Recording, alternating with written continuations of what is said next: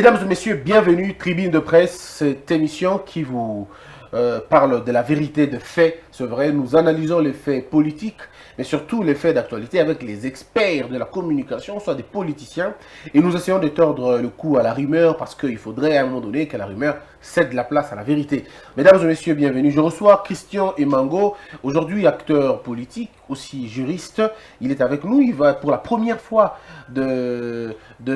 sa première fois de participer à cette émission, mais c'est un habitué de petits écrans que vous suivez. Gabi Kouba, éditeur, responsable d'un journal, mais surtout animateur, puis en même temps présentateur des émissions, je vais dire, analyste politique, analyste des faits des sociétés. Et Gabi Kouba, c'est notre expert minier en République démocratique du Congo dans le média. Il nous parle des chiffres, il nous parle de tout ce qui se passe dans le mining, il en sait un peu plus. Gabi Kouba, comment allez-vous? Je me porte bien, Christian. Comment se portent les mines au Congo? Les mines au Congo, bon, c'est les verres à moitié vides et à moitié plein. C'est vrai que dans les salons officiels, on vous dit que le secteur minier, c'est le moteur de croissance. Mais lorsqu'on regarde, ça ne reflète pas la réalité. Le discours officiel n'est pas en harmonie avec la réalité des faits. Parce qu'au regard du potentiel dont regorge la RDC, c'est que les trésors publics qui encaissent ne représentent absolument rien par rapport aux recettes attendues. Alors, vous êtes aujourd'hui dans ce débat, vous rencontrez Christian Emango. Christian Emango, comment allez-vous? Très bien, Christian Bossembe, je suis... C'est un plaisir, hein? C'est un plaisir de vous recevoir aujourd'hui. En tout cas, en tant qu'homonyme, mais surtout sur votre plateau, je suis encore un peu plus et je sais comment les internautes sont branchés avec Congo Buzz. En tout cas, coup de chapeau, c'est magnifique, il n'y a rien à dire. Et voilà. Merci beaucoup, je suis Christian. d'ailleurs épaté de vous voir déjà sur ce studio ici. Très bien. Christian, aujourd'hui, il faut le dire, on vous suit, vous êtes très critique vis-à-vis de Félix Tshisekedi et de son régime et de son administration, je vais dire ça comme ça. Il est en déplacement. Il est en déplacement, il est aux États-Unis, il va aller au Japon, il va aller en Russie et probablement en France. Il y a des députés qui déjà commencent à se poser des questions du nombre de voyages du président. Ça va être, si je ne me trompe pas, le 64e déplacement du président de la République selon Jean-Jacques Mamba. Est-ce que vous avez le même sentiment que le président a fait un peu de trop ces déplacements? Bon, peut-être s'il faut dire un peu de trop, ce sera, excusez-moi la redondance, un peu trop dire. Mais ce qui est vrai, techniquement, un président de la République, lorsqu'il voyage, il doit voyager pour des causes qui sont objectives. Ça veut dire qu'un président de la République ne peut pas faire un déplacement pour aller venir comme tout autre individu, d'autant que lorsque le président de la République voyage, c'est une grande équipe qui va avec lui. Vous avez vu les finances, vous avez vu qu'il y a tout un avion qui a, entre guillemets, fait un crash. Tout simplement parce qu'il y a beaucoup qui ne savaient pas qu'avant que le président de la République puisse prendre son vol, il y a déjà un avion qui vole avant lui, qui décolle avant lui. Donc, vous voyez que tout ça, c'est de l'argent. Maintenant, en fin de compte, on cherche à savoir qu'est-ce que le pays gagne en retour. Vous savez que, je me rappelle encore, l'Argentine avait des problèmes lorsqu'elle a joué la Coupe du Monde 2010, je crois, 2010 ou 2014. Et lorsqu'il fallait empocher le prix, parce qu'elle devait jouer la finale, finalement, on s'est posé la question de savoir là-bas, qu'est-ce que le pays va gagner? Est-ce que ça pourra subvenir un petit peu à la balance économique du pays par rapport à ce que l'Argentine pouvait gagner par rapport à la Coupe du Monde? Donc vous voyez que même une histoire qui concerne simplement le foot, mais on se demande si le pays gagnera finalement quoi. Nous cherchons l'argent pour financer la gratuité de l'enseignement. Le président va chercher les investisseurs. Les présidents, je n'en disconviens pas. Mais est-ce que le président n'a pas d'autres personnes beaucoup plus techniques, bon, pas plus techniques que lui, mais que des techniciens qui sont autour de lui, qui peuvent négocier ça? Est-ce que ce n'est pas une question de confiance, Christian? Est-ce qu'il ne va pas lui-même peut-être Moi, je vous donne un exemple, si on dit un voyage de trop. Mais le ministre des Finances est où? Alors, que fait le ministre des Finances aux États-Unis, où le président de la République aussi doit encore aller là-bas?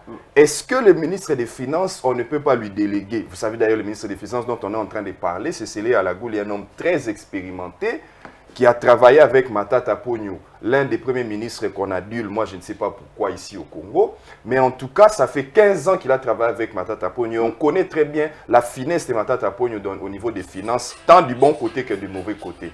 Donc, vous pouvez vous rendre compte qu'il y a déjà le ministre des Finances qui est là-bas, qui nous informe en temps réel de tout ce que la RDC bénéficie. Et il faut encore que les chefs d'État puissent se déplacer. Donc c'est un voyage de trop. C'est un voyage de trop, c'est de l'argent. Bon, moi je ne veux pas même parler de voyage de trop. Il peut voyager autant qu'il veut, mais que notre argent reste quand même, qu'il ne puisse pas à tout moment comme ça dilapider ça pour rien. Alors est-ce que le président serait-il en train de dilapider les trésors publics en faisant beaucoup de voyages? C'est la deuxième fois dans l'espace de 3 mois, ou je vais dire de 2 mois, qu'il revient aux États-Unis pour une autre raison. Comment vous en pensez? Comment vous voyez la chose? Merci beaucoup. Je ne peux pas aborder cette question sans avoir évoqué la question de ce qui s'est passé hier à Sakania, mon domaine de prédilection. On a commencé l'émission avec cette question. C'est à la mine de Lonchi, à une quarantaine de kilomètres de la Zambie, parce que cette partie du territoire a été un pôle économique important et grâce aux activités de l'entreprise FS Quantum Minerals, une firme canadienne qui avait investi des millions dans ces coins, et il y avait une vitalité économique dans ces territoires. Donc après la révisitation des contrats miniers en 2009 et 2011, les contrats ont été résiliés, le groupe FS Quantum est parti, la mine de Lonchi a été noyée, plus de vie là-bas, l'hôpital de Lonchi ne fonctionne plus, les écoles ne fonctionnent plus, des activités économiques n'existent plus, et même la monnaie nationale, la monnaie congolaise, les francs congolais, n'est pas consommée dans cette partie du territoire national. Donc on a perdu une partie de notre souveraineté à cause de l'inactivité économique, et le peuple de Lonchi consomme les kwacha et parle l'anglais, pourtant c'est un territoire congolais. Donc, et il y a des opportunistes des Libanais qui sont passés par là, à défaut d'avoir des moyens pour développer des investissements, et ils achètent des rejets qui ont été jadis laissés par l'entreprise FS Quantum, que les villageois exploitaient. C'est dans le cadre de l'artisanat minier. Malheureusement, l'administrateur du territoire, les responsables de l'État, d'une façon générale, sont venus avec des petits Libanais qui ont chassé les creuseurs artisanaux parce que c'est la principale activité de survie dans ces coins. Et il y a eu des tensions, bilan. On comprend pourquoi ils sont très fâchés, voilà, ces creuseurs-là. 3 mois. Pourtant, les gens qu'on avait présentés comme les opérateurs miniers devraient être des vrais investisseurs. C'est pourquoi ils ont des propos assez durs. J'ai une pensée pieuse pour cette population qui a été à la fois oubliée, qui a été à la fois abandonnée et qui s'est battue pour la survie. Et voilà des prédateurs de la République qui ne veulent pas changer. L'esprit humain est toujours hostile au changement. Nous pensons à tous ceux qui sont à Sakania, voilà. Tous les creuseurs qui sont à Sakania, nous pensons à vous. Donc, il y en a, c'est vrai, je vous informe déjà qu'il y en a qui sont ici à Kinshasa, qui sont venus à Kin. Et quand même, c'est assez... Ah oui, ce n'est pas la première fois. Triste, dans toutes les zones minières, c'est toujours comme ça, que ce soit au Kasaï avec les diamants, dans la province orientale, ou encore au Grand Kivu avec les coltans, la cassiterité consort. Il y a toujours ces problèmes de cohabitation entre les étrangers et entre les étrangers. Non, d'ailleurs, ceux qui causent trop de problèmes sont des Népalais, des Chinois, des Libanais, des Indiens, des trafiquants. Alors, on reviendra sur ce sujet de façon mieux élaborée. Est-ce que le voyage du président sont des voyages de trop? Voyage de trop, je comprends la critique. Les gens qui le critiquent, ils se déplacent beaucoup. C'est vrai qu'il est arrivé à un moment assez difficile, mais l'argent appelle l'argent. Il a présenté un projet de société. Il a un mandat de 5 ans. Un mandat de 5 ans. Et quand les gens protestent pour dire, voilà, le président de la République, il voyage trop et à l'étranger, il oublie les problèmes internes. Non, il n'a oublié aucun problème interne. Et des projets pharaoniques qu'il a présentés, ce n'est pas avec le maigre budget, parce que lui-même l'a dit, quand je calcule le budget du président Tshisekedi, 86 milliards de dollars pour 10 ans. Mais il n'a pas un mandat de 10 ans. Le mandat est de 5 ans renouvelable s'il convainc la population pour avoir un deuxième mandat. C'est-à-dire qu'il faut diviser ce budget de 10 milliards de dollars, de 86 milliards de dollars pour 6 ans, ça vous donne pratiquement 43 milliards de dollars. Et les 43 milliards de dollars pour 5 ans, si vous les divisez par 5, ça vous donne pratiquement 8 milliards 600 millions de dollars américains. Et vous avez vu la première ébauche que le gouvernement Ilunkamba avait adoptée en Conseil des ministres, c'était 7 milliards 600 millions de dollars. Donc ça avoisinait pratiquement les prévisions du projet des sociétés du président Kabila pour la première année. Et il a demandé, quand il a vu la situation, il a regardé, c'est pratiquement difficile d'atteindre les objectifs pour une première année avec ces budgets. Donc, il fallait revoir les budgets. Ils l'ont revu et jusqu'à 10 milliards de dollars. Et lui-même l'a dit la fois dernière, à la chute de Lukaya au lac Mavalé, que c'était toujours insignifiant. Donc, quand vous prenez ce budget avec toutes les dépenses de l'État, vous n'avez pas d'argent pour les investissements. Or, des grands projets, vous avez par exemple le projet INGA. Nous connaissons un déficit énergétique criant. Et pour développer le projet INGA, il vous faut au moins 13 milliards de dollars pour développer ces projets. Mais ce n'est pas à l'intérieur du pays. Rappelez-vous qu'à l'époque depuis l'époque du maréchal Mobutu jusqu'au point d'achèvement, en 2010, nous avions une dette de 12 milliards de dollars pendant une trentaine d'années. Est-ce que ça explique le voyage du président? Oui, alors j'en viens. C'est ce qui justifie le voyage du président. Parce que ces fonds, vous ne pouvez pas les mobiliser à l'intérieur du pays. Et aucun pays. La plupart des grands projets que vous avez à travers le monde, ce sont des fonds d'investissement. Donc, ce n'est pas avec le budget de l'État que vous allez développer les grands projets. Pourquoi les autres ne viennent pas le voir ici? Pourquoi ils n'invitent pas encore? Ça fait une bonne chose. Pourquoi le président n'invite pas les investisseurs? Celui qui a plus besoin, c'est celui qui doit aller frapper à la porte. Très bien. Alors, vous pensez que je n'ai pas encore terminé. Mais terminé parce que là, vous avez par exemple l'argent, mais pour avoir des milliards dont la RDC a besoin, dont le président Tshisekedi a besoin pour développer les pays ou encore appliquer son projet de société, ce n'est pas à l'intérieur du pays, c'est à l'étranger, c'est auprès des banques, c'est auprès des bailleurs de fonds. Et vous avez soulevé même la question des investissements. Les investissements dans plusieurs secteurs de la vie, même concernant cette question du barrage d'Inga. Mais combien de Congolais peuvent débloquer un montant de 2 milliards pour avoir des actions à l'intérieur de ce projet? Très bien. Je reviens à vous, vous maîtrisez les chiffres. On va tester Christian s'il est comme moi. Parce que moi, je suis vraiment nul en calcul, nul en chiffres. Peut-être Christian va faire l'honneur des questions. Alors, Christian, est-ce que vous ne voyez pas que le président est resté dans le paradigme de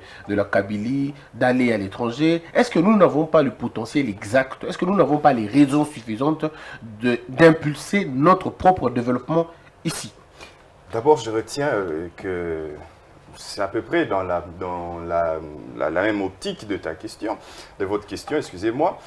On ne mobilise pas, d'accord. Il n'y a pas suffisamment de mobilisation. Vous savez, le président de la République, Félix Tshisekedi, chef de l'État, qui, lors de son discours au dernier sommet de l'Assemblée générale des Nations Unies, dit « Vous avez besoin du cobalt, nous pouvons vous donner le cobalt, mais en contrepartie, vous avez aussi des choses à nous donner. » Il y a des choses que la communauté internationale nous doit et que lui est conscient ils ont effectivement besoin de ça. Mais je ne sais pas pourquoi on doit penser qu'il n'y a que nous qui devons aller et pas les autres. Nous aussi, nous pouvons créer un potentiel ici pour que les autres viennent et ils cherchent ça.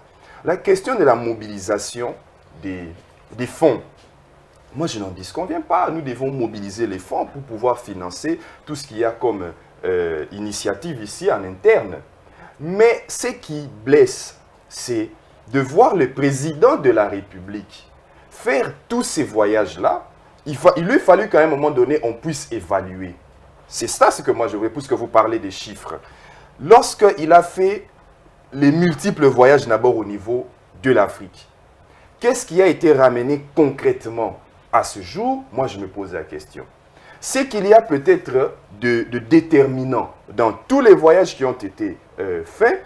Je pense que c'est peut-être la promesse, je dis bien la promesse des 1 milliard de dollars. Et 300 millions de la France. Et 300 millions qui pourraient, je suis en train de peser mes mots, qui pourraient être donnés. Parce que quand vous suivez bien le discours de la Banque mondiale, c'est que l'argent ne devrait ou ne sera disponibilisé qu'à partir du moment où des réformes sérieuses seront entreprises.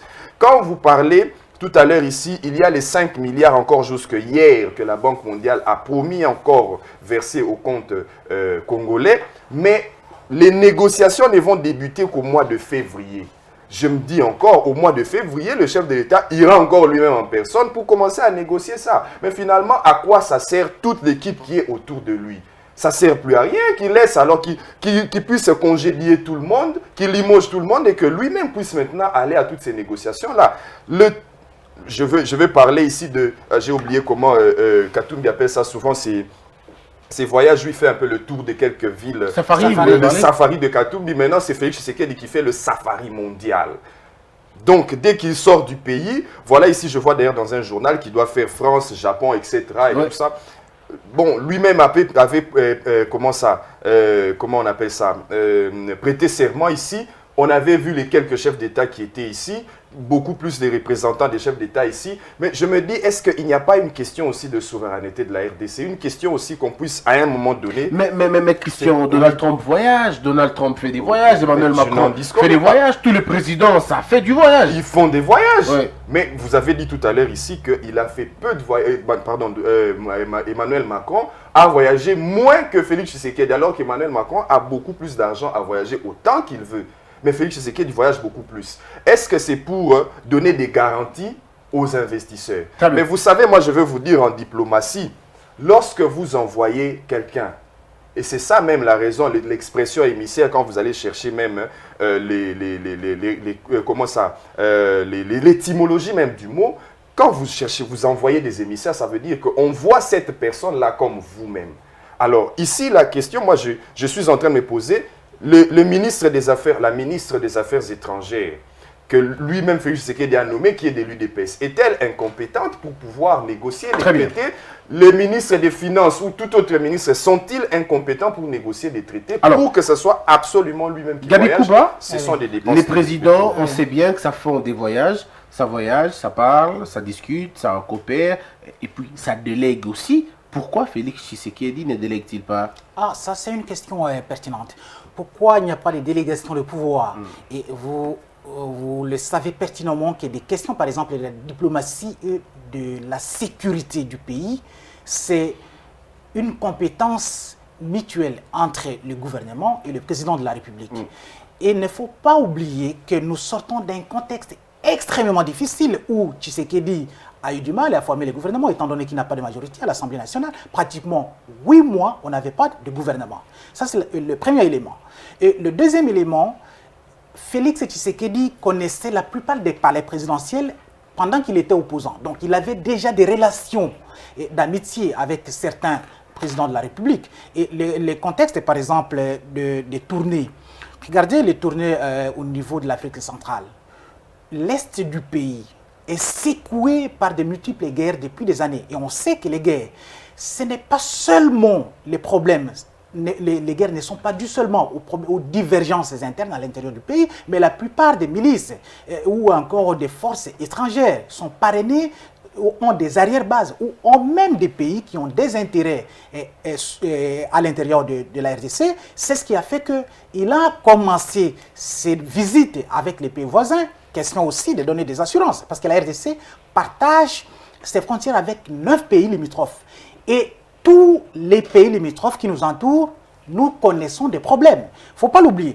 C'est peut-être que nous avons l'attention focalisée sur l'Est du pays qui a été, ou qui est l'épicentre du sang depuis plus de 20 ans. Mais n'oublions pas, entre l'Angola et la RDC, vous aviez également l'enclave de Cabinda, vous avez eu les gendarmes katangais, vous avez eu d'autres des gendarmes katangais, les ex-phases avec Savimbi à l'époque. Donc il y a des questions qui sont restées pendant. Avec la République centrafricaine, qui a été aussi secouée par des guerres depuis des années, on a aussi des problèmes d'insécurité avec les Mbororo qui sont venus d'ailleurs, qui sont entrés à l'intérieur du pays. Donc il a commencé ses voyages par des pays, contacter les pays qui nous entourent, avec la Zambie également. Je vous ai parlé de l'exemple de Lonchi. Voilà un exemple, on n'en parlait pas. Entre l'Angola et la RDC, c'est le je t'aime, moi non plus. Hein. Les chalutiers congolais sont parfois arraisonnés de temps en temps ici, au bord de l'océan, mais on n'en parlait pas. Pourquoi on a des problèmes. Le président ne délègue pas? Voilà. Pourquoi le président... Vous pensez que c'est une question de sécurité, une question de haute... Mais c'est l'État. Toutes ces personnes à qui on confie un ministère, c'est les gens qui ont envie de confiance. Le gouvernement vient d'entrer à peine. Il ne sera pas partout À un certain moment, il va se retirer. Mais je vous dis, les gars qui s'est présenté, parce que Christian dit, qu'est-ce qu'il ramène? Il donne l'assurance à certains partenaires, aux partenaires pour dire, voilà, le contexte a changé. Maintenant, je ne vais pas, parce que l'exemple du Rwanda ou du Burundi, les pays des Grands Lacs, qui sortent avec des mouvements armés, c'était la RDC constituait l'arrière-base des forces de sédition vis-à-vis de leur régime. Donc, il donne quand même des garanties à ces gens-là. Il dit, voilà, moi, je ne suis plus dans cette logique.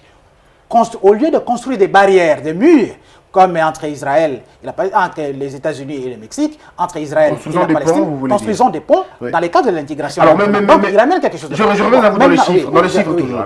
Je reviens à vous dans les chiffres. Oui, ok. Christian vous parle de quelque chose de très précis. Il vous dit, aux États-Unis se trouve le ministre des Finances. Il est là. Le président va aussi aux États-Unis. Et donc, on aura un président dans un même pays avec son ministre, mais qui sont dans deux champs totalement différents. Non, ils ne sont pas dans les deux champs différents. Parce que le président de la République, au-delà des questions, par exemple, des finances, c'est parce que vous avez parlé, vous avez vu les hommes d'affaires. Le Nigeria, c'est le seul pays de l'Afrique noire qui compte plus de milliardaires et qui peut bousculer les géants économiques de l'Afrique. Donc, les deux pays se disputent toujours la première place sur le plan économique, le Nigeria et l'Afrique du Sud. Et vous avez vu, au-delà du président de la BAD, qui vient dans le cadre d'une institution panafricaine, qui est la Banque africaine de développement, il a eu également des contacts avec des milliardaires nigérians qui sont venus ici. Pourquoi sont-ils venus s'il n'y a pas d'intérêt? C'est parce que vous dites que nous avons un potentiel. Mais il ne suffit pas tout simplement d'avoir les caoutchoucs de l'Équateur. Depuis que les Belges sont partis, qu'est-ce que les caoutchoucs de l'Équateur nous ont rapporté? Rien du tout. Plutôt, qu'est-ce que les autorités ont fait pour que ce produit ne c'est pas? C'est ça la question. Parce qu'aujourd'hui, les gens parlent toujours des mines, du pétrole et consorts. Mais on a oublié que ce sont des produits agricoles de l'Équateur et du Bandundu qui ont construit la Gécamine. On est d'accord. Donc, aujourd'hui, il doit aller chercher ailleurs. Donc, les potentiels seuls ne suffit pas. Le potentiel ne peut être richesse que quand vous l'avez transformé. Est-ce que c'est une question? Il y a aussi la question des gouvernances. Oui, des réformes. Oui, des réformes, par exemple, des réformes à l'intérieur du pays. Mais vous savez, pendant les 18 ans du régime Kabila, il y a eu tant de réformes. Plus on a réformé, plus on s'est enfoncé. Je ne sais pas à quoi c'était plutôt des excursions administratives. Voilà, mais parlons-en des paradigmes, Christian et Gabi. Gabi, je reviens à vous. Je reviens à vous tout à l'heure. Nous avons une problématique de paradigme. Les scientifiques vous disent que le développement, il est d'abord un facteur endogène. On le commence à l'intérieur avant qu'il soit à l'extérieur. Est-ce que nous savons combien coûte notre sol? On a 80 millions de terres arables. Est-ce que nous savons combien ça coûte? Lorsque le président va à l'étranger, par exemple, pour aller chercher 15 milliards de dollars, alors qu'ici, dans son pays, 15 milliards de dollars s'échappent dans le trésor, du trésor public, toutes les années. Est-ce que le problème, ce n'est pas nous-mêmes d'abord? S'il vous plaît, Christian. Il faut dire, Gabi, finalement, il va monopoliser la parole. Je suis là pour empêcher ça. Il est très fort en ce qui concerne les chiffres, mais jusque-là, vous constatez que Gabi est en train de tâtonner. Il n'y a pas de chiffres concrets, clairs. J'ai parlé ici de 1 milliard de dollars que le président de la République, en un seul voyage, a pu contracter.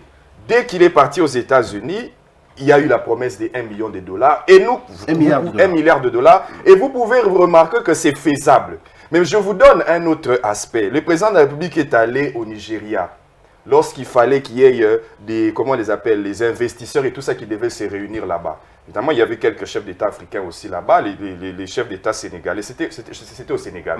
Il est allé là-bas et en revenant ici, moi, je me suis posé la question de savoir quel est cet investisseur-là, le seul qu'on puisse nous dire, qu'on puisse nous présenter, qui a apporté ne fût-ce que 1 million de dollars de ce voyage que le président de la République avait effectué. Parce que le président... Mais quand il est allé en Afrique, aux États-Unis, est-ce que les 1 milliard de dollars ont attendu? C'est dans l'immédiateté. C'est ça, ce qu'on appelle diriger une nation. Ça veut dire, dès que vous allez quelque part, ça doit être quelque chose de concret. Parce que le peuple congolais attend. Lui-même, il s'est mis dans le carcan de pouvoir faire des promesses que nous ne savons pas si ça va être réalisé, mais déjà à partir du moment où je veux être clair et que les téléspectateurs et les internautes qui nous suivent ne puissent pas s'embourber. Lorsque les présidents de la République voyagent dans d'autres États, ils le savent très bien, c'est pour aller passer des contrats qui ont été auparavant négociés. Ce ne sont pas des affaires où le président de la République doit aller passer 2 mois à l'étranger pour commencer à négocier. Mais il n'a jamais fait 2 mois à l'étranger. Il a dit qu'il ne va pas fouiner parce qu'il avait beaucoup de... Oui, mais il a fait pratiquement plus d'un mois à l'étranger. Il a dit qu'il n'a pas le temps pour fouiner. Mais s'il n'a pas le temps pour fouiner, il ne doit pas aussi passer tout son temps inutilement à négocier. Il doit passer son temps à signer parce qu'il y a des experts qui peuvent négocier. Le président de la République, comme moi, je sais qu'il a quand même un grand background avant qu'il puisse devenir président de la République. Il était d'ailleurs, c'est lui qui représentait l'UDPS au niveau de la diaspora. C'était la relation en fait. Il faisait relations extérieures. Alors vous savez qu'il connaît très bien les méandres des négociations. Peut-être c'est pour ça qu'il veut se réduire toujours au niveau du négociateur alors qu'il n'a plus ce niveau-là. C'est un chef d'État. Il doit aller pour signer. Lorsqu'il sort du pays, c'est pour signer. Ce n'est pas pour aller se balader inutilement, se pavaner. Il part, je parlais ici du Sénégal. Lorsqu'il est allé au Sénégal, il est revenu. Et au même moment, c'était d'ailleurs la fondation Tony Elumelu qui lui avait invité là-bas au Sénégal. Mais moi, j'ai remarqué qu'au même moment, il va au Sénégal, il revient et c'est Tony Elumelu qui est encore reçu ici au Congo. Mais à quoi ça a servi finalement d'y aller? Mais c'est dans le cadre des négociations. Mais non, mais c'est pour ça que je dis, ça aurait été mieux qu'une équipe puisse négocier avec Tony Elumelu à partir de l'étranger pour qu'il vienne ici maintenant pour signer. Et encore que lorsque Tony Elumelu arrive ici, c'est juste pour des salutations. Qu'est-ce qui a été signé de concret? Rien du tout. C'est pour ça que nous avons besoin de ça. Nous avons besoin, vous avez vu, lorsqu'il voyage ici, il va à l'étranger. Tantôt c'est pour des raisons de sécurité, tantôt c'est pour des raisons de finances. Mais finalement, il va faire quoi concrètement pour amener quoi? Éclairer la lanterne de Christian. Ah, c'est ça, oui. Merci. Il a besoin des explications. Non, je n'ai pas besoin d'explications. J'ai présenté une situation. Donnez-nous les chiffres contraires, mais en tout cas, c'est clair qu'il n'y a rien au fond. Aucun président au monde ne peut voyager pour aller négocier un contrat ou aller prendre des langues avec des investisseurs et de revenir au pays avec une malle d'argent. Ça ne s'est fait nulle part. C'est faux. Et les investisseurs... Mais c'est faux. Qui l'a fait? Qui l'a fait? Même les grandes puissances. Dites-moi, là où Trump, là où Macron est allé, qu'il est revenu avec une mallette de milliards. Ça n'existait pas. Et quand il prend... C'est parce que tu as parlé de Tony Elumelu. Savez-vous que Tony Elumelu est ici, même quand il dit c'est pour aller signer. Mais pour aller signer quoi? Parce qu'on voit des contrats, je regarde les projets par exemple entre l'Europe et la Chine, la route de la soie, ça fait des milliards. Vous avez vu les tunnels Mont Blanc, 30 ans. Donc il y a des projets de 30 ans. Vous avez vu par exemple les accords entre la France et l'Australie. C'est Chirac qui a commencé et ça a continué avec, François Hollande. Donc il y a des projets à long terme. Ce n'est pas que vous y allez parce que Tony Elumelu c'est un investisseur. Il ne va pas donner l'argent, c'est un homme d'affaires. Donc on discute. Ceux qui font l'économie, ce ne sont pas des gouvernants. Les gouvernants accompagnent les hommes d'affaires. Tony Elumelu, c'est un homme d'affaires, c'est un opérateur privé. Et s'il trouve les opportunités d'investissement, déjà il était déjà ici avec la banque l'Union des banques africaines, qui est l'une des grandes banques en Afrique. Et je vous dis que Tony Elumelu est déjà avec Tshisekedi. Non seulement que Tony Elumelu, vous avez également Aliko Dangote. Mais c'est ça, mais c'est ce que je te dis. Ce n'est pas parce qu'il est banquier qui viendra et dit bon voilà Félix Tshisekedi, vous avez promis au peuple congolais le bonheur. Allez, je vous apporte le bonheur de l'argent. Il va investir son argent. Pourquoi? Quand il investit $1, c'est pour qu'il gagne 3-4 $. Même vous et moi, à la place d'Aliko Dangote, on ferait la même chose. Et Aliko Dangote a un projet de construire. C'est le premier cimentier africain. Donc, il est derrière le français Lafarge. Et il a investi dans plusieurs pays d'Afrique. Félix l'a contacté. Il faut qu'il ait des études de faisabilité. Ça, on va investir où? Où est-ce qu'il aura du courant? Combien de personnes seront employées? Qu'est-ce que la cimenterie d'Aliko Dangote va apporter à la RDC et qu'est-ce qu'il peut gagner? Mais ce n'est pas la mais maintenant, oui, nous avons Silou. À ce moment-là, vous allez tuer Silou, vous allez tuer toutes les initiatives congolaises parce que vous voulez faire profiter à ceux qui viennent de l'étranger. Non, non. Je crois la concurrence. La concurrence, c'est une bonne chose dans le business. Oui, donc, mais vous devez d'abord avoir le moyen, parce que si vous appelez Aliko Dangote ici, et que vous avez le petit Silou, ça va être un glouti. Vous devez tuer ça avec les Chinois. Mais PPC est là, Bamanissa a investi. C'est un Congolais qui a investi. Alors, mais aidez Bamanissa et Silou de mettre ensemble, et puis vous allez appeler Dangote après. Mais Dangote, il n'y a pas seulement que la cimenterie, il y a aussi d'autres investissements. Peut-être que dans les textiles. Savez-vous qu'à Magui, les gens qui achètent la production cotonnière de Magui, ce ne sont pas des Congolais. La Soteski de Kisangani, qu'est-ce qu'elle est devenue? C'est l'ombre d'elle-même. Chez nous, ici à Kinshasa, ça n'existait plus. Itex Afrique est devenue apparemment une société immobilière. Mais ceux qui achètent la production cotonnière, c'est en Ouganda. Demain, Aliko Dangote sera également sur cette piste. Mitsubishi, vous avez vu qu'il était au Japon. Et même le roi a promis son implication. Mitsubishi ne donnera jamais l'argent à un dirigeant du monde, Félix Tshisekedi soit-il, pour dire voilà, prenez les mallettes d'argent, je viendrai. Mais Mitsubishi, rappelez-vous, à l'époque au General Motors, quand nous fûmes enfants, combien de personnes travaillaient? Si Mitsubishi installe, parce que tout aujourd'hui, nous importons les ketchs que vous utilisez ici, c'est de Dubaï. Mais le premier constructeur est japonais, c'est Toyota. Mais si vous avez par exemple Mitsubishi, qui est aussi un grand constructeur, qui s'installe au Congo, mais c'est le fruit de dures négociations. Très bien. Donc, il ne viendra pas parce que vous êtes les Congo. Il viendra parce que vous lui présentez des garanties. Parce qu'il y a Mais des qui réformes présente les garanties? structurelles. C'est le président de la Très bien. République. Voilà Christian, qui justifie les nombreux voyages du Christian, président Tshisekedi. Donc, n'attendez pas que Tshisekedi vienne dans votre porte pour frapper. Merci, Tshisekedi, Gabi. voilà, j'étais aux Alors, États-Unis, mais j'ai apporté Christian, vous autant. savez aujourd'hui, le Rwanda produit les voitures, produit les Volkswagen, et produit aussi le smartphone, et vous le savez très bien, mais ça n'a pas commencé aujourd'hui. Les contrats ou les négociations avec la société Volkswagen, mais c'est depuis très longtemps que Kagame a fait des milliers de voyages sans résultat, et quelques temps après, on a aujourd'hui. Pourquoi vous ne voulez pas que Félix Tshisekedi commence ce balai diplomatique? Attendons peut-être dans 2 ou 3 ans, on aura Mitsubishi ici, on aura par exemple Toyota chez nous. Pourquoi? Je vous concède le fait que vous puissiez dire que Kagame a fait des milliers de voyages. Je sais que c'est juste une façon de parler. Non, mais c'est vrai, hein, il a beaucoup voyagé. Oui, Kagame a beaucoup voyagé. Au moment où il est en voyage, il est toujours en déplacement. Lorsque Kagame voyage, on le retrouve au sein du G7. On sait ce qui est sérieux là-bas. Ouais. On ne le voit pas autour des investisseurs. Il n'est jamais revenu avec des enveloppes. On ne voit pas autour des investisseurs avec qui il part, qui échange et qui revient ici. Pourtant, Volkswagen, c'est les mêmes investisseurs. Je suis en train d'aller. Le président de la République, je veux revenir sur des principes. Vous savez que c'est vrai, la Constitution prévoit que c'est le président de la République qui négocie et signe les traités. Entre autres, d'autres contrats internationaux aussi. Or, on sait qu'il ne pourra pas être présent dans toutes les rencontres. C'est pour ça que là où c'est nécessaire, déléguer. Là où c'est nécessaire, il peut partir. Voilà pourquoi il est là. Mais nous ne divagons pas, soyons sur des faits concrets. Le ministre des Finances est déjà aux États-Unis et qui nous donne des informations en temps réel, compétent et de comment on est en train de négocier chaque contrat avec la RDC. 1 milliard, 5 milliards, etc.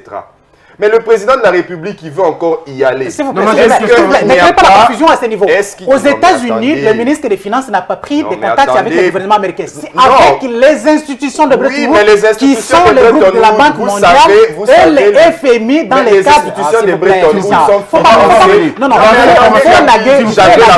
il faut élaguer cette confusion. Le président ne sait pas, il n'est pas allé. Je comprends vos hésitations parce que vous avez constaté qu'il n'y a pas de chiffres qui sont donnés. Tshisekedi n'est pas allé. Protégez, puisque je reprends la parole. Ah oui, mais c'est parce qu'il prend la parole. Ce n'est pas une question de confusion. S'il vous plaît, Christian. Très bien, on va faire la paix. Ok, ah oui, vous avez la parole. Voilà, je dis ceci. Je reviens même sur des propos et je crois que ça va peut-être même devenir embarrassant finalement de pouvoir insister sur quelque chose alors que les faits sont clairs. J'ai dit ceci, le président de la République, lorsqu'il voyage pour la dernière fois ici, c'est encore pour aller négocier. Je n'en disconviens pas. C'est son droit constitutionnellement garanti pour l'institution président de la République. Or, au même moment, aux États-Unis, se trouve le ministre des Affaires étrangères qui fait des négociations qui ne sont pas diamétralement différentes de ce que le président de la République veut aller faire. Alors, mais Christian, je pose une question. Oui. Christian, est-ce que vous savez pourquoi le président est allé aux États-Unis? Est-ce que vous savez les cahiers des charges de ce voyage et les cahiers des charges du ministre des Finances? Comparez les cahiers des charges et dites-nous où se trouvent les similitudes, où se trouvent les contradictions. Je vous donne un exemple. Comme ça, Gabi nous éclaire. Je vous donne un exemple qu'il y a beaucoup de choses qui sont occultées au Congo. C'est pour ça que nous avons du mal à savoir finalement qu'est-ce qui se mijote. L'avion qui venait de... Je vais prendre cet exemple-là, parce que vous me parlez, c'est un problème, un grand problème de communication. L'avion qui venait de cracher. Au départ, c'est un avion qui crache où ça? Ça crache au Maniema. Ben, on fait des recherches, on envoie les avions de la MONUSCO là-bas. Petite diversion, il n'y a aucun avion là-bas. Il n'y a aucun avion là-bas. L'avion a plutôt craché à Kolé. Pas Kolé, hein, à Kolé. Alors, dès que ça crache... À Kolé, c'est un monsieur, un député national qu'on enjoint et qu'on demande, est-ce que il y a des survivants? Et oui, il dit, il y a le pilote qui est là depuis 4 jours, il ne parle pas, il ne mange pas. Est-ce qu'il ne connaît pas la langue locale? Non, il ne connaît pas la langue locale et tout ça, tout ça. Une explication qui est un peu bidon comme ça. Et quelques jours après, on vient, on nous dit, non, il n'y a personne qui a survécu, tout le monde est décédé. Lorsqu'on nous montre les images de l'avion, on nous montre que 3-4 pièces comme ça, la forêt n'est même pas brûlée, etc. Ben, je ne sais pas moi quel crash comme ça où l'avion tombe et il n'y a rien qui se passe comme ça comme réel accident. Il y a un problème de communication. Lorsque le président de la République voyage, voyez les journaux, il n'y a rien qui est dit très clairement de ce qu'il est allé faire. Il n'y a rien qui est dit s'il est allé voir quelle autorité. On dit qu'il est encore allé discuter avec les autorités américaines. Laquelle précisément? Oui, mais on dit autorité américaine. Mais autorité américaine, déjà, attendez. C'est pas le même champ, c'est dans deux champs différents. Je ne parle pas de deux champs différents parce qu'en allant aux États-Unis, il peut se retrouver encore au niveau de la Banque mondiale. Ça, c'est encore pour donner des garanties aux partenaires. Alors là, vous supputez ou vous donnez les faits? Je donne les faits tels que il n'y a pas une communication sérieuse au sein même de la présidence de la République. Alors, et le président de la République, Gabi, éclairez-nous. Nous ne savons pas qu'est-ce qu'il est allé concrètement faire. Très bien. Gabi, dites-nous, que fait le ministre des Finances aux États-Unis et qu'est-ce que le président va faire aux États-Unis? C'est là que ça devient intéressant. Ce n'est pas parce que la tête de Félix Tshisekedi ne vous plaît pas que tout ce qu'il fait non, on n'a rien sombre. contre lui. Hein. Voilà. C'est pour l'État que nous parlons de ça. Si dans les négociations, parce qu'il faut éviter cette confusion, Christian et Mango. J'aime beaucoup Félix Tshisekedi, surtout avec les chaussures qu'il met. Moi, ça me met très à l'aise. Évitez cette confusion. Vous êtes sérieux? J'aime beaucoup ces chaussures. Hein. C'est mieux que les chaussures des Kabila. Évitez cette confusion. Les chaussures du Pourquoi? Parce que le président Tshisekedi ne vous a pas dit qu'il est allé aux États-Unis pour négocier avec la Banque mondiale et les FMI. Et le ministre des Finances qui est aux États-Unis, parce que les Assemblées générales des Nations Unies, des institutions de Bretton Woods, la Banque mondiale et les FMI, se sont tenus au mois d'avril. Et maintenant, il y a un deuxième épisode. Est-ce que vous savez que ça fait plus de 5 ans que nous avons rompu les programmes avec les institutions? Ça commence à devenir un subterfuge. Non, mais vous savez que mais c'est vous qui gérez, continuez carrément au lieu de pouvoir nous remettre dans ces... Pour ne pas couvrir les choses à jeter au début, nous savons que c'était une mauvaise pratique. Mais maintenant, il faut avancer carrément. Mais c'est parce qu'il y a... Qu'est-ce qu'il est allé faire Écoutez, tout en rappelant que ça fait 9 mois qu'il est au pouvoir. C'est pas qu'il a fait des ans, 9 mois. C'est parce que vous voulez... Moi, je comprends l'impatience des Congolais. On a tellement souffert et nous avons l'impression que Félix est en étant opposant parce qu'il a combattu les systèmes pendant des années. Donc, du coup, il faut qu'il apporte des solutions à tous les problèmes. Ils ont parfaitement raison parce qu'il a dit que ce n'était pas la bonne gestion, tout ça. Maintenant, il faut apporter une autre touche. Et c'est ce qu'il fait. Donc, dans les assemblées générales des institutions de Bretton Woods, le ministre des Finances est là, il négocie. Il négocie avec les partenaires pour les modalités d'obtention de fonds ou d'assistance concernant, par exemple, le FMI qui travaille dans le programme de stabilité économique et financière, concernant la Banque mondiale pour le financement de certains projets. Mais s'il y a des blocages qui demandent à ce que le président de la République lui-même apporte une touche particulière, il peut se joindre à son ministre et travailler ensemble. Et ce n'est pas seulement l'objet de sa visite aux États-Unis, ce n'est pas seulement ça. Parce que si Sele Yalagouli est aux États-Unis, à Washington, pour discuter avec la Banque mondiale et les FMI, ce n'est pas pour autant qu'il va discuter avec Bill Gates. Et vous avez vu qu'à marge de l'Assemblée générale des Nations Unies, Félix Tshisekedi a été avec les investisseurs américains. Donc, ce n'est pas le ministre Yalagouli qui va négocier avec ces gens-là, mais il va négocier aujourd'hui. La diplomatie ne se fait pas seulement avec le ministre des Affaires étrangères. On parle, oui, on fait. On a voyagé. Je pense. Tu as de l'obsession pour les chiffres. Mais il faut nous donner des chiffres, c'est ce que nous avons besoin. Qu'est-ce que le ministre des Finances fait aux États-Unis? Il fait quoi exactement? Le ministre des Finances, de la République, le ministre des Finances et le gouverneur de la Banque centrale du Congo négocient pour un appui budgétaire. D'abord, pour un appui budgétaire avec les institutions de Bretton Woods, mais aussi pour le financement de plusieurs projets dont Christian attend ici les retombées, donc les ministres et les gouverneurs. Mais aussi, parce qu'ils ont posé des conditions. Il le fait parce que c'est Félix Tshisekedi qui avait commencé. Oui, c'est Félix Tshisekedi qui a commencé. Il vient. Mais Félix Tshisekedi n'est pas allé seulement aux États-Unis pour appuyer le ministre des Finances. Il est allé aux États-Unis également pour prendre des langues. Parce que vous avez parlé ici des batteries, des cobaltes. Mais les cobaltes, les gens qui fabriquent des batteries électroniques, est-ce qu'ils sont à la Banque mondiale? C'est au FMI? Ce sont des privés. Et c'est avec ces privés-là qu'il faut prendre langue. Vous pouvez avoir votre cobalt à Kolwezi. Vous pouvez pouvez avoir... Non, mais apparemment, c'est le président de la République au Congo qui connaît tous les composés miniers, etc. Et qu'il n'y a pas de spécialistes qui puissent faire ça un exemple. Avant lui et que lui ne vienne que pour limiter les coûts. Voici un dossier ultra confidentiel. Est-ce que tu sais qu'entre l'Angola et la RDC, le bloc 15 nous oppose? Et parmi les compagnies qui posent problème entre l'Angola et la RDC, qui exploitent les pétroles sur les plateaux continentaux, vous avez les compagnies américaines. Ce n'est pas la Banque mondiale que vous allez négocier, c'est pas ça. Donc c'est ce genre de... D'abord, la commission... Ah oui, non, voilà la raison pour laquelle Félix Tshisekedi est aux États-Unis. Il prendra aussi langue avec les privés. Ce n'est pas exclu. Aujourd'hui, on fait la diplomatie économique et ce n'est pas de l'art pour l'art. Ça aurait été mieux de pouvoir déléguer d'autres personnes. Mais vous savez, Christian, vous savez le contexte dans lequel Félix Tshisekedi est au pouvoir. Il est au pouvoir avec un gouvernement qui n'est pas de son obédience convenablement et il n'est pas trop sûr de cette alliance dans la mesure où on ne sait pas qui va travailler pour qui. Est-ce que ce n'est pas non, ce n'est pas prudent que lui-même se rende compte de l'effectivité de la chose et aussi à un moment donné la crédibilité que nous avons à l'extérieur. Aujourd'hui, nous savons tous aucun investisseur peut accepter de signer un contrat avec un ministre congolais parce que sa durée au pouvoir est tellement réduite, on peut le faire partir à tout moment. Et lorsque l'autre ministre arrive, on annule tout le contrat, on recommence à zéro. Est-ce que ce n'est pas une question là de changer finalement les paradigmes et dire aux autres à l'étranger, écoutez, le gouvernement tel qu'il est passé ne sera plus de la même chose, j'apporte une nouvelle manière de faire les choses. Félix Tshisekedi est un humain. Félix Tshisekedi n'est pas omniprésent. Félix Tshisekedi, s'il pourrait être omniprésent, c'est à travers l'institution président de la République. Parce qu'il y a tout un système, tout un appareil autour de lui pour pouvoir être présent là où lui ne saurait l'être. Donc, ici, pour répondre à votre question, lorsqu'il doit voyager pour pouvoir négocier des contrats à l'international, moi, je le dis et je répète ici que c'est à lui de négocier. Mais il y a des traités qui sont importants à pouvoir aller négocier, que d'autres, qu'il puisse laisser à ce qu'il y ait des personnes aussi qui sont techniciens, qui sont autour de lui, qui peuvent le faire et que cela peut demander. Qui demande des pourcentages? Non, si vous dites ça, parce que vous avez posé la question autour de sa coalition. Moi, je l'ai toujours dit.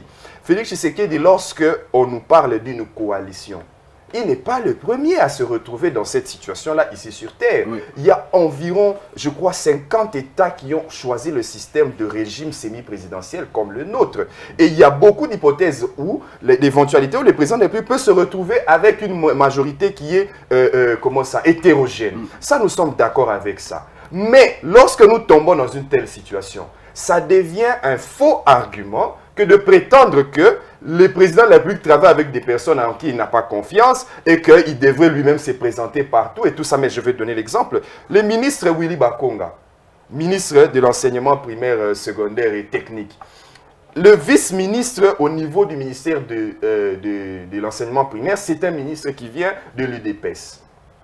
D'après certaines sources, lorsqu'on a voulu lancer la question de la gratuité de l'enseignement que le gouvernement est arrivé en place, vous ne savez pas le rôle que le vice-ministre à l'enseignement primaire et à l'EPST a joué pour pouvoir surveiller certains intérêts qui étaient ceux du président de la République directement. Donc vous constatez qu'il n'y a pas c'est un faux argument de pouvoir penser, ça devient une allégorie, cette rhétorique-là de pouvoir nous présenter le président dans une situation difficile et qu'il ne peut pas gérer comme ça. Mais dans ce cas-là, le droit constitutionnel est clair sur cet aspect-là.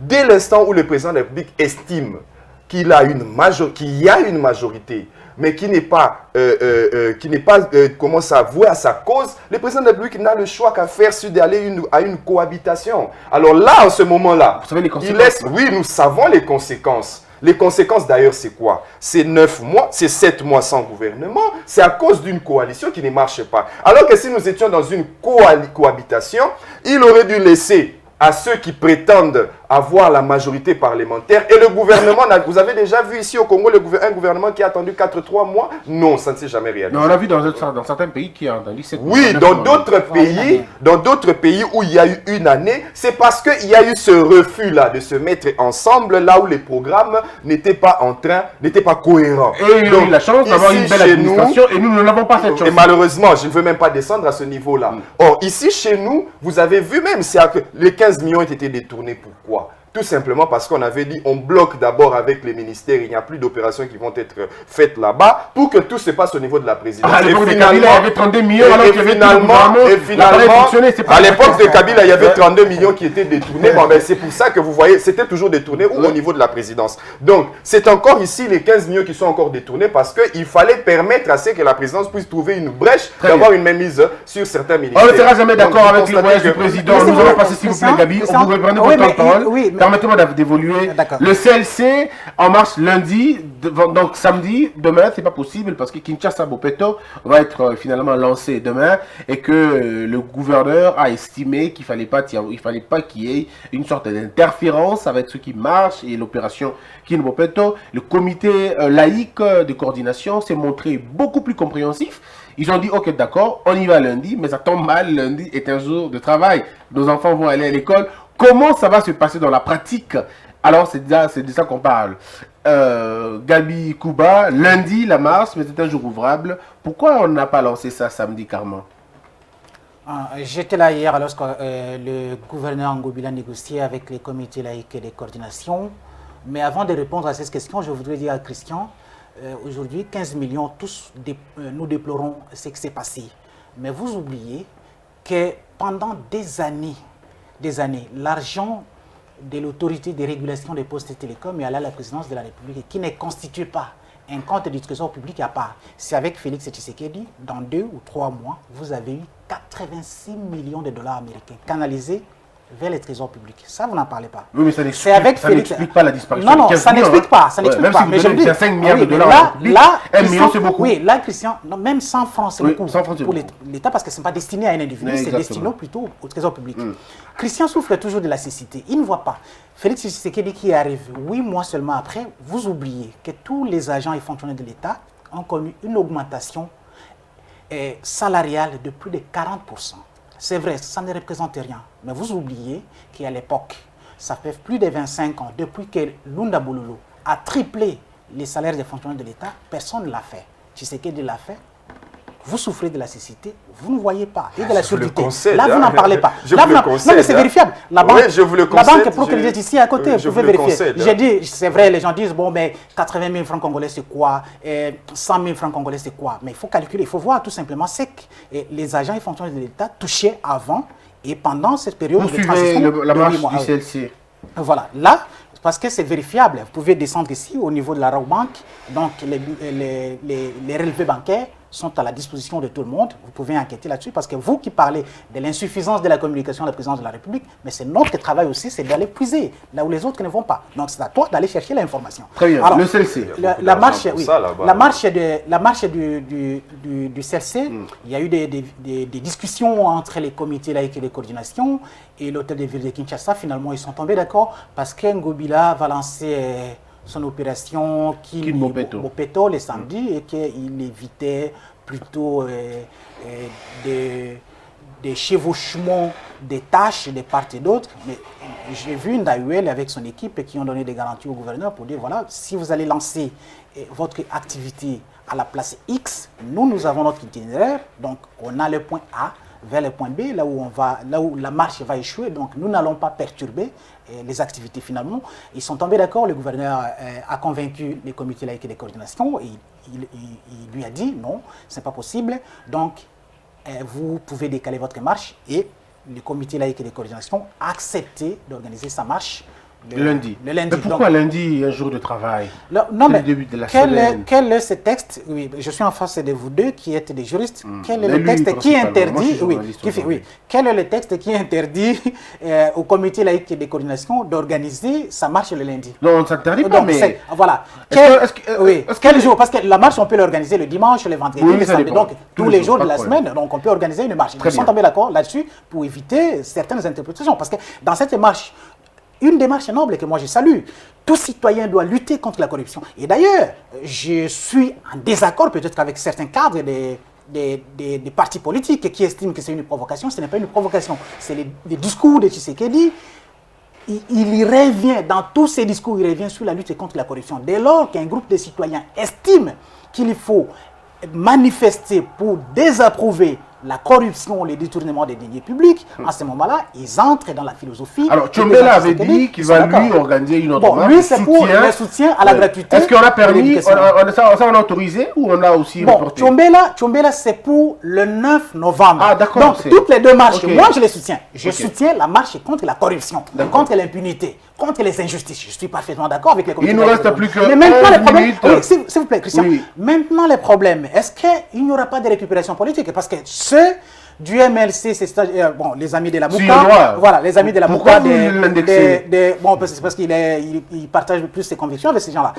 Ils vont se greffer. Est-ce que ça va se passer comme à l'époque où il y avait les 50-50 de Jean-Marc Kaboundi avec les mêmes comités laïcs de coordination contre Kabila? Est-ce qu'aujourd'hui, c'est le même 50-50? Donc, les militants comme les Christian Imango et les autres vont rejoindre l'Église catholique? Parce que au sein de l'Église, vous avez aussi des militants des partis politiques.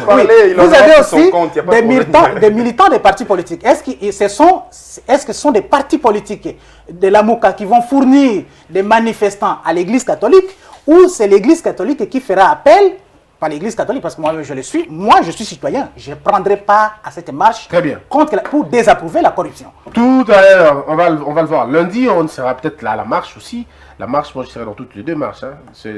Oui, même pour la gratuité. Moi j'ai envie que mes enfants aillent gratuitement à l'école. Très bien. Alors, Imango, le CLC qui reporte sa marche, c'est décalé. Comment vous en pensez?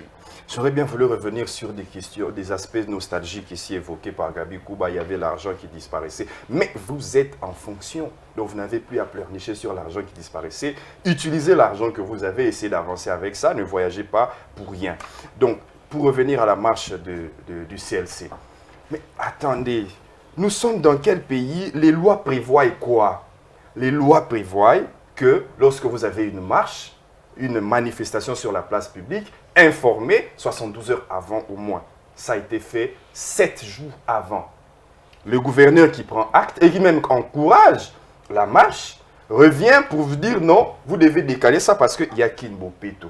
Or, dans le régime juridique des manifestations publiques en RDC, nous sommes dans un régime qu'on appelle le régime d'information. Mais ça, c'est le terme communément connu. Mais techniquement, c'est ce que nous, on doit, et tu le sais très bien, c'est le régime que nous appelons un régime qui est curatif. Donc, nous ne sommes pas dans un régime préventif où vous devez venir demander l'autorisation et si on vous le refuse, vous ne faites pas la marche. Vous vous informez, c'est à l'autorité de sécuriser, auquel cas, si l'autorité vous dit que je ne suis pas capable pour sécuriser, vous tenez votre manifestation. Si ça dégénère, ce sont les responsables de cette manifestation qui vont répondre. C'est comme ça que ça se passe dans un régime d'information qu'on appelle le régime curatif. On est d'accord. Mais Rossi Chimanga est décédé. Oui, Rossi Chimanga est décédé. Personne n'a... Non, il y a une commission. Hier encore, j'étais avec... je me permets quand même de le citer avec l'honorable Ntingi Poulo qui me disait qu'au niveau de l'Assemblée nationale, ils sont en train de se battre pour que cette commission-là chargée de la réparation des familles, de toutes les personnes qui ont été victimes des différentes marches, puissent être remis dans leur droit. Vous savez, ça va faire 20 ans qu'on parle de la même chose. Hein. Oui, mais c'est une question d'homme. C'est une question d'homme. Alors, s'il y a des personnalités politiques au Congo qui veulent avancer dans cette démarche-là, moi, je les encourage. Et donc, vous estimez qu'il y a eu bavure, qu'il y a eu... J'estime que du point de vue légal, c'était un frein aux droits de l'homme et aux libertés publiques ici que le comité laïque a été victime et dans son ensemble, la population congolaise. Mais pourtant, dans tous les pays, la marche va être organisée. Dans tous les pays, ça va être organisé, mais seulement pour Kinshasa. Seulement à Kinshasa, lundi. Comme il y a lancement de Kinbo Peto, et voilà, ça risquerait de causer quelques... je ne sais pas moi comment je dois dire ça. En tout cas, c'est un chevauchement et d'interférence qui pourrait avoir lieu. C'est pour ça que je suis en train de dire, d'un point de vue juridique, il y a déjà un problème. Ça montre qu'il n'y a pas la volonté politique de permettre à ce que les libertés publiques puissent s'exprimer au Congo. Mais si nous descendons maintenant du point de vue pratique même de la situation, mais projeter une marche, ou je sais pas moi, permettre une marche le samedi ou le lundi, vous évoquez déjà ici le problème avec les élèves qui vont aller à l'école, c'est un jour ouvrable, c'est samedi, ça aurait permis aussi pour ceux qui travaillent de pouvoir quand même s'aligner là-dessus. Mais je ne comprends pas, qu'est-ce qui se passe avec certaines personnes au Congo ici, que Gabi Kouba puisse m'exprimer, que je puisse parler ainsi. Qu'est-ce qui se passe lorsque vous soutenez quelque chose qui est bonne pour la République? On doit vous taxer de la Mouka. Est-ce que c'est la Mouka qui a la vérité sur beaucoup des questions de l'État ou je ne sais pas moi quoi? Est-ce que c'est mauvais maintenant que la Mouka puisse soutenir une marche? Si l'UDPS a refusé de soutenir la marche, comme quoi le président de la République s'aligne déjà sur cet aspect-là. Mais le président de la République a dit qu'il a banalisé la situation. Alors vous voulez que nous tous, nous puissions regarder comme ça. Alors si c'est comme ça que vous voyez la Mouka, moi je dis coup de chapeau à la Mouka. Et la Mouka, je commence à constater que ça devient maintenant, ce n'est plus un regroupement des personnalités. Apparemment, ça commence à devenir un esprit. Donc, si oui, la Mouka commence à devenir vraiment finalement du fanatisme. un esprit. Mais vous savez parce que même, je vous en donne l'exemple, je vous en donne l'exemple. J'ai dit d'ailleurs, et je regarde la caméra, que tous ceux qui dirigent la Mouka puissent laisser la Mouka. Le peuple récupérera la Mouka. Parce que ça devient une cause commune. Il n'y a que la Mouka qui a pris le courage de dire nous allons soutenir. Hier encore, je suivais les leaders du MLC qui disaient qu'ils ne viendront même pas dans la marche pour parler et faire l'apologie de leur parti politique, mais beaucoup plus se concentrer sur la question de l'UDPS. Il y a des professeurs cadres de l'UDPS qui ont accepté de prendre part à cette marche. Voilà. Il y a des dissidences au niveau de l'UDPS. Il y a Fils Mokoko et son équipe et tous les autres qui veulent marcher au nom de cette marche. Donc je ne vois pas pourquoi ce serait une histoire de la Mouka, encore que... Non, mais ici, si j'ai parlé de la Mouka, c'est parce que on nous a taxé de la Mouka. Vous vous reconnaissez dans la Mouka? On nous a taxé de la Mouka. Est-ce que vous reconnaissez dans la Mouka? Est-ce que si je me reconnais dans la Mouka ou pas, je dis la Mouka c'est un esprit. La Mouka c'est une idée. C'est la même chose quand on dit cap pour les changements. Il y a des gens qui se reconnaissent dans cap pour les changements. Alors lorsque dans cap pour les changements, on voit que nous n'avons pas pris ce cap-là pour le changement, il y a des gens qui vont déjà se désintéresser. Donc si vous trouvez que la Mouka a agi de la sorte, mais est-ce que c'est que la Mouka a fait est mauvais? Je ne pense pas. Puisqu'il y a même ceux qui sont de l'UDPS qui préfèrent quitter la barque pour venir dans cette marche-là. Donc dépolitisons l'affaire, allons à la marche parce que ça relève de l'intérêt national. Le CLC parle de corruption.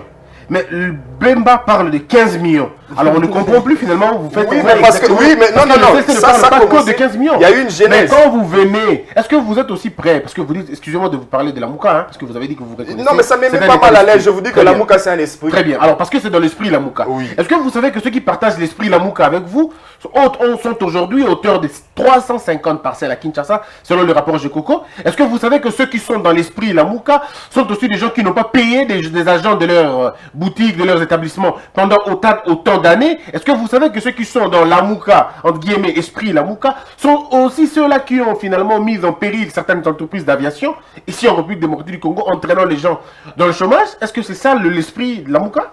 L'esprit de la Mouka, c'est ce que nous, autrefois, nous avons dit.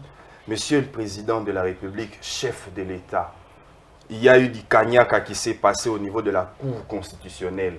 Frappé. Lettre morte. Nous avons même proposé au président de la République que des enquêtes sérieuses soient menées et que des juges qui seraient dans cette manigance-là de corruption puissent quitter leurs fonctions en étant déchus. Pourtant, vous savez qu'en tant que juriste, le président ne peut pas... Si le président de la République peut révoquer, c'est prévu dans les règlements, dans le règlement intérieur, qu'est-ce que j'ai dit, l'acte sur les statuts des magistrats, pardon, des juges de la Cour constitutionnelle. Il y a la sanction de la déchéance et seul le président de la République peut... ça sera sur base d'une rumeur? Non, ce ne sera pas sur base d'une rumeur. Moi, je vous donne un exemple. Ce sont des informations que j'ai. Je suis en train de fouiner encore davantage.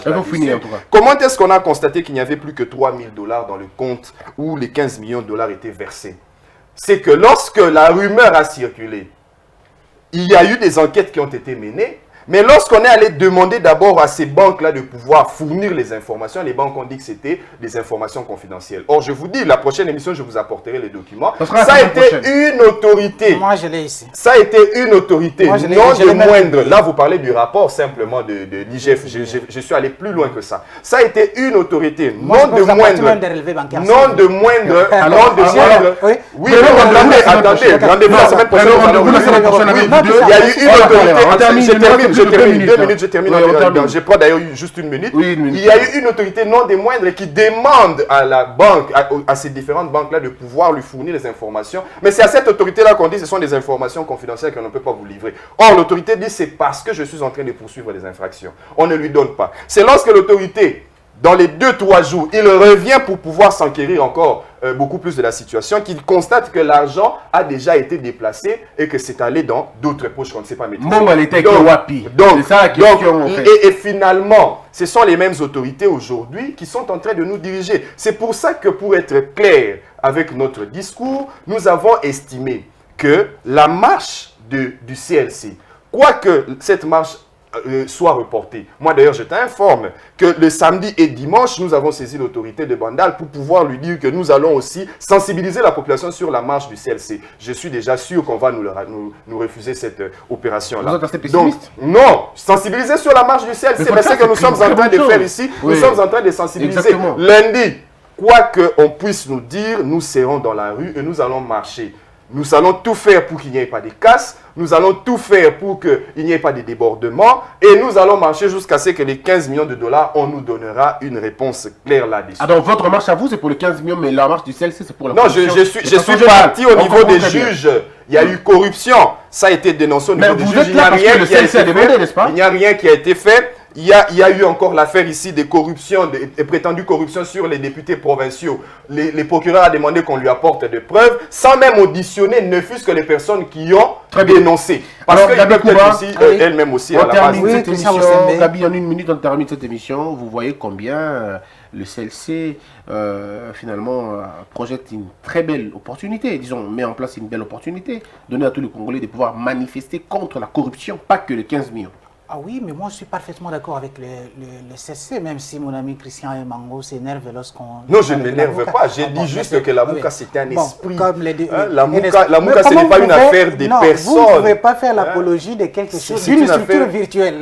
Non. Votre structure est virtuelle. Justement, parce qu'il mais moi, ce qui me met à l'aise... Moi je pensais qu'il y avait l'accord FCC Cash. L'accord FCC Cash est quoi? Il est organique, il est virtuel aussi. Moi, ce qui me donne la... n'est pas matériel. Ce qui me met à l'aise est que je suis un électron libre, donc je n'ai Non, j'ai constaté beaucoup plus que vous défendiez les intérêts de Cash. Parce que depuis que vous étiez là, vous n'avez même pas reconnu un seul instant que le président de la République a fait plusieurs voyages sans pouvoir ramener parfois le seul 1 franc. Mais j'ai reconnu ici que le président de la République a fait un voyage qui a ramené les 1 milliard de dollars. Tu es sur quelle planète? Vous constatez que je ne sais pas. Vous êtes quel là est ce président de la simplement pour République qui peut voyager à l'étranger et ramener des mallettes d'argent à donner aux Congolais? Même quand le président de la République peut revenir là avec l'argent, il ne passera pas dans chaque passeur pour déposer l'argent. Il va investir l'argent dans des projets. Il ne le donnera pas. Mais je donne l'exemple de tout ce que les présidents de la République ailleurs ont apporté dès l'instant où ils font des déplacements.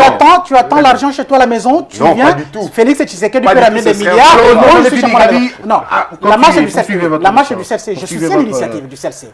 Mais je ne veux pas que les gens viennent. Savez-vous que même quand les Roussi et les autres, quand nous inhalâmes les gaz lacrymogènes dans les églises, il y avait des laboratoires qui travaillaient avec le fameux comité laïque de coordination. Et dès lors que les individus étaient devenus ministres dans tel ou tel gouvernement, l'affaire a cessé. C'était les cessez-le-feu. Ah oui, c'était des gens qui faisaient, plutôt, ils jouaient leur propre partition et on nous entraînait. Mais nous, ça nous a aidé. Pourquoi? Parce qu'on était contre la prolongation du mandat de Joseph Kabila. C'était contre le maintien de Joseph Kabila au pouvoir. Mais on ne regardait pas dans la même direction. On n'avait pas les mêmes objectifs. Donc aujourd'hui, la marche du CLC, je la soutiens à 100% parce qu'elle est lutte contre la corruption et c'est les combats dans lesquels on s'était engagé pendant des années. Nous n'allons pas désarmer ceux qui sont aujourd'hui au pouvoir. Nous n'allons pas dire, voilà, Kabila est parti et continue avec les mêmes habitudes. Non, on doit combattre les systèmes que nous avons décriés hier jusqu'à l'instauration de la bonne gouvernance. Alors, quand nous filmons des marches, voilà. nous... Ah oui, mais lorsque nous marchions, à l'époque, c'était également pour protester contre la mauvaise gouvernance. Donc aujourd'hui, je peux dire aux partis politiques qui s'opposent à la marche du comité laïque de coordination que, je termine par un adage, que les papillons n'oublient pas qu'avant de voler, il était d'abord une chenille qui rampaient. Donc nous décrions hier la mauvaise gouvernance et la corruption pendant les 18 ans du régime Kabila. C'est la même chose. Aujourd'hui, faisons les contraires de ce que nous avions décrié hier. Parce que si nous tombons dans les mêmes travers, le peuple congolais va nous juger. Pourquoi avons-nous chassé Kabila? Pour refaire les mêmes choses. Alors, question. Vous allez aussi utiliser le passé simple. Vous allez aussi utiliser quand vous protestez. Quand vous protestez. Quand vous protestez. Nous ne sommes plus dans le passé, nous sommes plutôt dans le présent. Okay. Nous conjuguons tout dans le présent. Évidemment, j'aime bien l'ardiesse francophone de Gabi Kuba. Mais nous conjuguons tout dans le présent, en tout cas. Nous conjuguons les 15 millions dans le présent. Nous conjuguons d'ailleurs, lorsque vous avez dit qu'il y a eu une embellie au niveau des pétientiques, mais là encore, il y a eu quelques soupçons, des détournements, etc.